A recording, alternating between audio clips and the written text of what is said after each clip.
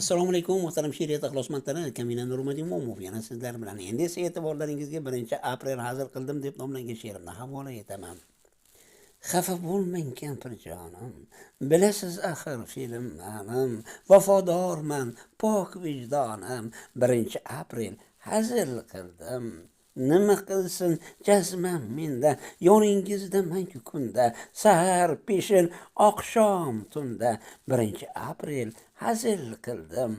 O'zgardingiz ko'z ochguncha, achchig'ingiz chiqdi muncha, bir hazilga g'alva shuncha, 1-aprel hazil qildim.